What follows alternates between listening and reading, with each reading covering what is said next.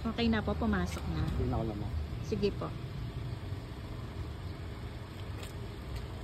So, meron tayong mga delivery ngayon na bago na naman.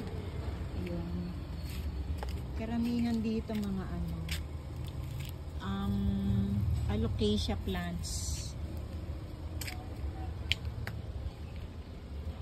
Meron din tayong giant ceratum, philodendron. Parang kulang yung ceratum ko.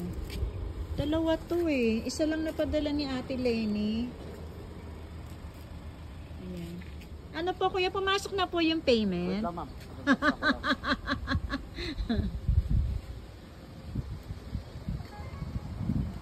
Kasi nagbayad po tayo kay Kuya Lalamove Driver via GCash.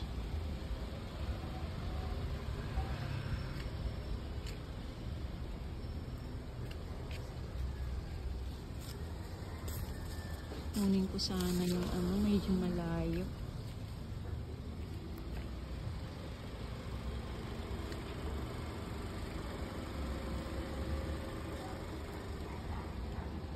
Meron din tayo dito ang English ivy. Ito, bala ko kasi itong ilagay sa terrace. Papalitan ko ng paso.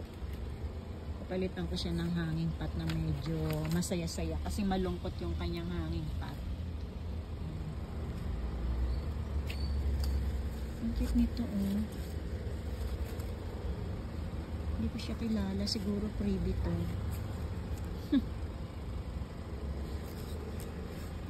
Sabi sa'yo, panay mga alocasia yan eh. Ang gaganda. Ayan, mga ibang alocasia. Tapos eto, may mga kamatis ulit tayo. Kasi alam mo na, nung nakaraang tag-init, nalupig yung mga tanim kong kamatis. Kaya ayan, magtatanim ulit ako. Tapos ito naman, meron ako ditong lemongrass. Yung tinanim ko kasi sa lupa, kinalkal naman ng aso, kaya namatay. Kaya ayan, magtatanim ulit ako. Kagaya rin itong pandan, ayan, nakatuwaan din yan ng aso. Kaya mag-uulit na naman ako ng pananim. Okay na ho, sir? Na-check na. O sige, maraming salamat po. Uy, may tuta. Naku.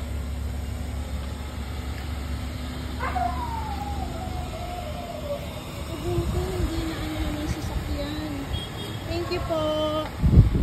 Uy, anong ginagawa mo dyan? Ha? Anong ginagawa mo dyan? Medyo mainit-init pa naman ng hapon. Maya-maya siguro ay aasikasuhin na natin to. Magre-repat tayo. Maraming salamat po muli sa inyong pagsubaybay.